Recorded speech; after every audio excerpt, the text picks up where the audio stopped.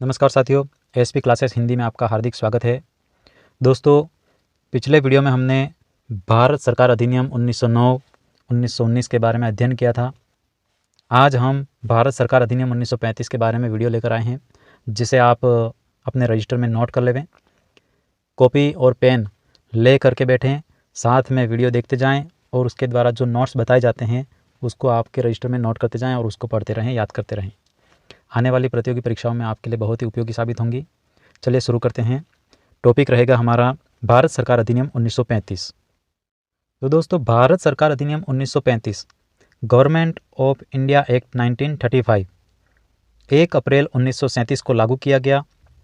इसमें कुल 321 अनुच्छेद, 10 अनुसूचियाँ तथा 14 भाग थे। वर्तमान भारतीय संविधान पर इसका सर्वाधिक प्रभाव पड़ा। लगभग 2/3 भाग इस अधिनियम से सीधा संविधान में लिया गया है। लगभग इसका 2/3 भाग सीधा हमारे संविधान में ले लिया गया है।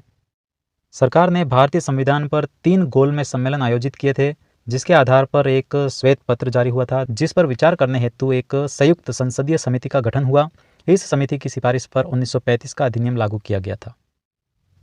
तो दोस्तों, अब इस अधिनियम से संबंधित महत्वपूर्ण बिंदु, इनको आप नोट करते जाएं और याद कर देवें। पहला है, केंद्र तथा राज्यों के बीच शक्तियों का विभाजन, विषयों का विभाजन किया गया। कुल 3 भागों में विषयों को विभाजित किया गया: संघ सूची, राज्य सूची तथा समवर्ती सूची।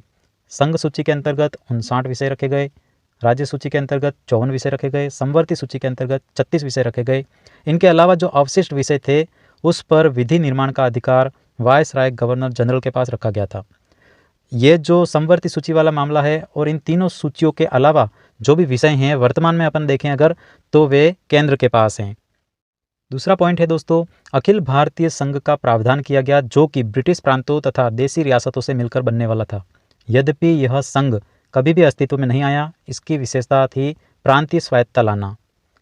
तीसरा पॉइंट है, संघीय न्यायालय का प्रावधान किया गया, जो कि वर्तमान में उच्चतम न्यायालय के रूप में कार्यरत है। परंतु संघीय न्यायालय अपील का अंतिम न्यायालय नहीं था, उसके विरुद्ध लंदन में स्थित प्रीवी काउंसिल में अपील की जा सकती थी। जबकि वर्तमान में अपन देखें, भारत में जो उच्चतम न्यायालय है वह हमारे भारत में अपील का अंतिम न्यायालय है, उसके ऊपर कोई भी न्यायालय नहीं है। देश का सर्वोच्च न्यायालय हमारा जो माना जाता है। अगला पॉइंट है दोस्तों, केंद्र के साथ साथ प्रांतों में लोक सेवा आयोग तथा संयुक्त लोक सेवा आयोग का प्रावधान किया गया। लोक सेवा आयोग को 3 भागों में विभाजित किया गया: केंद्रीय, प्रांतीय तथा संयुक्त लोक सेवा आयोग। जैसे कि हमारे केंद्र में हम देखते हैं यूपीएससी है, और उसी प्रकार से विभिन्न राज्यों में जैसे लोक सेवा आयोग का गठन किया गया है। 2 या 2 से अधिक राज्यों के बीच में किसी लोक सेवा आयोग का गठन किया जाता है तो वो होता है संयुक्त लोक सेवा आयोग। जिस प्रकार से राजस्थान में अपन देखें कि आरपीएससी कार्यरत है, उसी प्रकार से गुजरात में देखें जीपीएससी। विभिन्न प्रकार के राज्यों में अलग अलग लोक सेवा आयोग का गठन किया गया है।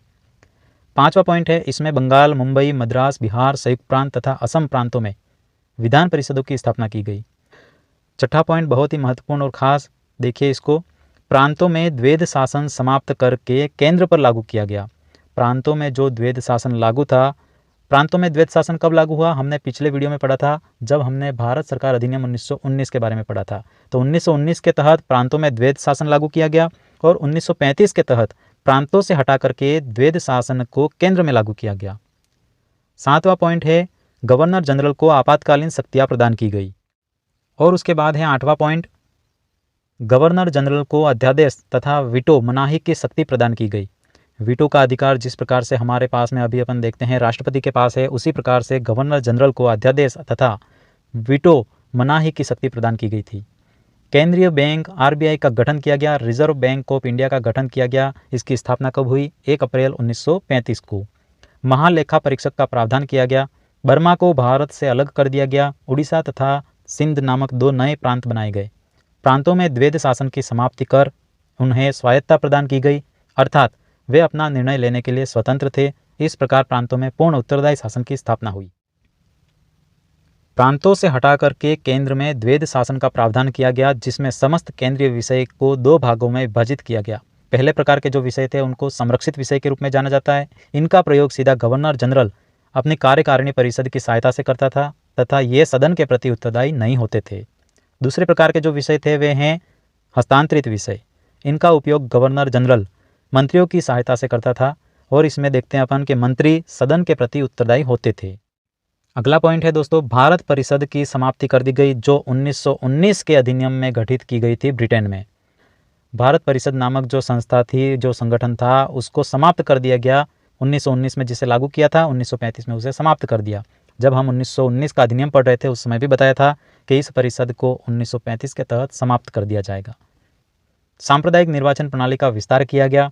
इसके अंतर्गत महिलाओं, मजदूरों, दलितों को सम्मिलित किया गया। इसके अंतर्गत सिख, यूरोपियन, भारतीय ईसाइयों, एंग्लो इंडियन समुदाय हेतु पुनः पृथक निर्वाचन मंडल का गठन किया गया तथा हरिजनों को भी इसमें सम्मिलित कर दिया गया। फूट डालो तथा राज करो वाली जो नीति थी उसका विस्तार किया गया, कहने का तात्पर्य यह है।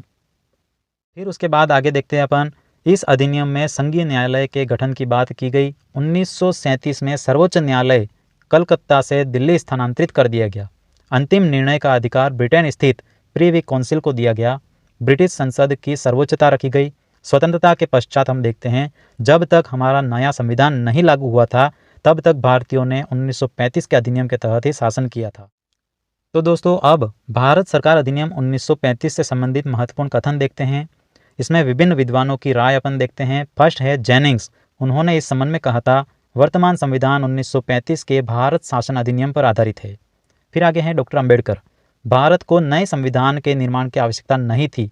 भारत अपना शासन 1935 के भारत शासन अधिनियम के तहत संचालित कर सकता था। भारत सरकार अधिनियम 1935 को जवाहरलाल नेहरू ने दासता का घोषणा पत्र तथा बिना ब्रेक की गाड़ी बताया। उन्होंने कहा, यह एक ऐसा यंत्र है जिसमें ब्रेक तो अनेक हैं परंतु इंजन है ही नहीं। इस अधिनियम को मोहम्मद अली जिन्ना ने सड़ा गला तथा रद्दी समान पत्र माना।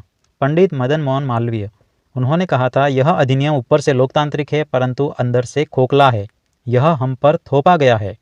एटली नामक ब्रिटिश विद्वान ने कहा था, अविश्वास का प्रतीक। आरक्षण व्यवस्था इसमें लागू की गई थी, इस कारण से इसको अविश्वास का प्रतीक माना। किसने? एटली नामक ब्रिटिश विद्वान ने। प्रोफेसर कुपलैंड नामक विद्वान ने कहा था, रचनात्मक राजनीति विचार की एक महान सफलता।